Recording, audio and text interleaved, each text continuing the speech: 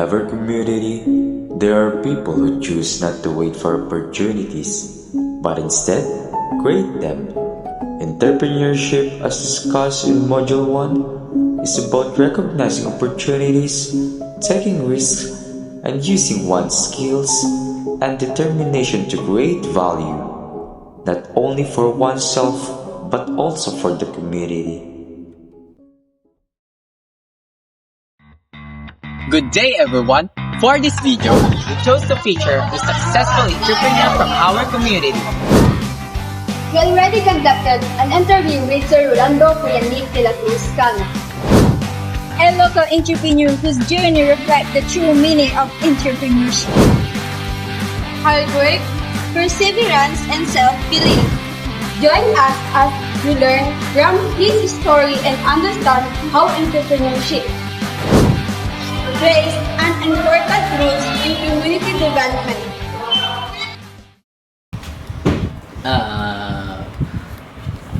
By the way, ako si Rolando de la Cruz Cano.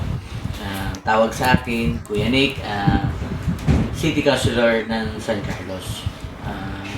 Edad ko, 39 years old. And then may family with 4 kids. Ilayan, Sitio Parsig, San Carlos. Negosyo ko is akong manufacturer and distributor ng mga packaging supply. Ano po ang nagtulak sa inyo para maging isang entrepreneur? Una dyan, yung kahirapan sa buhay. Hindi kami pinanganak kasi mayaman. Isang kahig, isang tukal lang pamilya namin. Then pangalawa, yung pangarap. Pangarap naman lahat makamit yung success sa buhay. Short story lang, bago ko nakabit kasi to, mayroon kaming kamag-anak na may kaya. Naging empleyado tayo doon, naging kargador din. So, naisip ko yan na sinabi ko sa kamag-anak ko, balang araw, mas higitan kita. Dahil gusto ko talaga umasin. So, yun yung baga, naging inspirasyon ko sa lahat. Kahirapan. Yan. Puhunan. Opo. Puhunan ko dyan yung dedikasyon, sipag, at diskarte. Pero sa financial, wala. Diskarte. Sa tingin niyo po, ano ang mga katangian at kakayahan ninyo na nakatulong para maging isang successful na negosyante? Katangian, pagiging matapang, at pagiging pasensoso, at yung pang-unawa. Ang pang-unawa. Ano po ang pinakamalaking hamon na inyong hinarap sa pagsisimula ng inyong negosyo? Yung walang kapital, walang puhunan. Ang hirap nun. Hindi natin maumpisa ng isang negosyo dun sa walang kapital, walang puhunan. So, ang ginawa natin, nakahanap tayo ng isang tao na magtitiwala sa atin. At number 1 yung tiwala ng isang entrepreneur din na nagtiwala sa atin. So, inilagaan natin tiwala na yan, hindi napalago naman natin. Ang tiwala ay hindi na mabayaran ng pera. Paano niyo po hinaharap ang failure ng business niyo po? So, sa negosyo, araw-araw yan may na-encounter kami mga problema, mga pagsubok. Ganyan. Pero, ang kinagandahan kasi, yung pagsubok na yan, parang ang bilis ayusin kung sama-sama kami nagtutulungan. Number 1 yan. Ang isang problema, dapat lang agad-agad inaayos yan. Hindi na pinapatagal para hindi lumaki. So, ginagawa namin, sa araw-araw ng ginawa ng Diyos dito sa business namin, pag may mga failure, pinag-uusapan agad at ginagawa ng solusyon. Basta sama-sama, iisa yung nagkakaisa kami. Unity ng bawat team namin. Number 6. Paano niyo po na-manage yung oras niyo sa pagiging entrepreneur at pagiging counselor? Okay, time management, syempre. Ang trabaho naman natin, weekdays, weekends, family. So, may mga oras dyan. Minsan puyat tayo dahil sa kaka-check and balance sa mga collection, sa mga receiving, at sa operation. Pero sa akin, mahal ko yung ginagawa ko.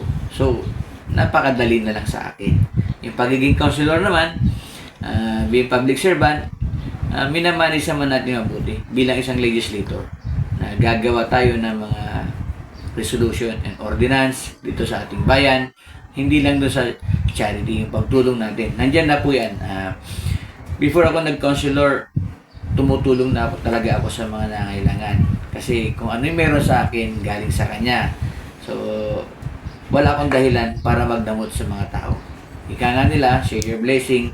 Then number 1, pag nag-share ka ng blessing, huwag kang hihingi ng kapalit.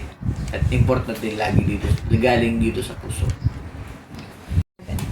Anong aral ang natutunan nyo bilang isang entrepreneur? Naging aral yung talagang pagiging pasensyoso at sa mga problemang dumarating talaga, kailangan mo talaga maging matatag. Maging firm ka, ika nga nila. Important din sa character ng tao. Sa pagiging negosyante, every time na lahat na encounter ko na hindi lang sa mga customer, sa mga empleyado. So magiging aral sa atin every time o every day na sa ginawa ng Diyos, kailangan mo talaga maging pasensyoso. Yung stress, hindi masyadong ini-entertain yan. Ang i-entertain mo sa'yo, yung solusyon, kung paano mo solusyonan. Diba? Walang space ang stress sa akin.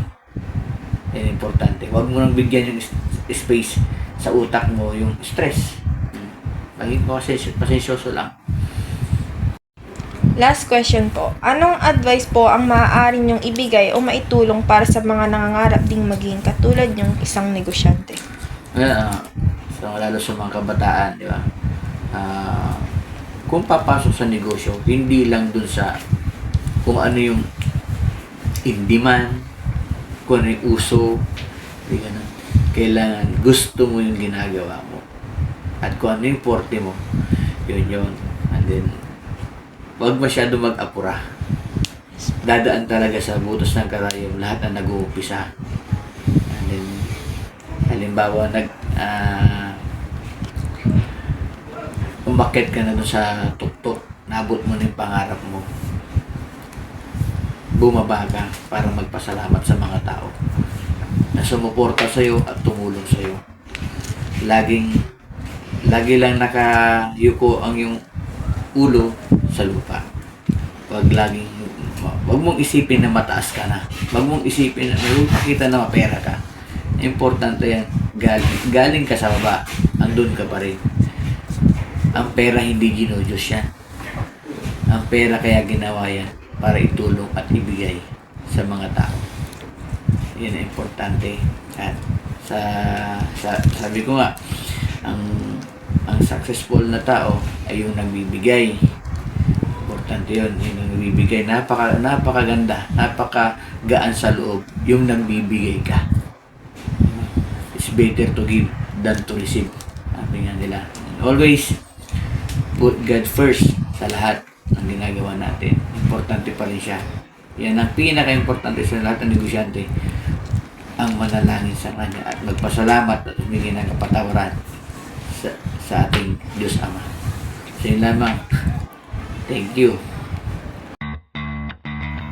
Kuya Nick's journey reminds us that entrepreneurship is not an easy path, but it is a meaningful one.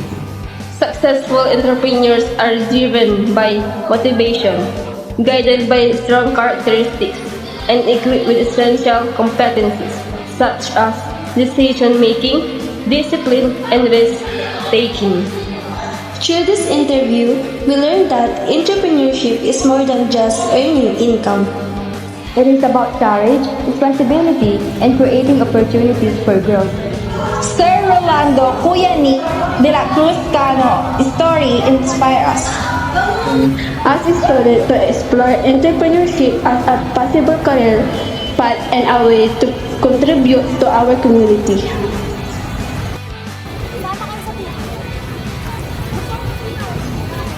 Hirap, hirap, hirap.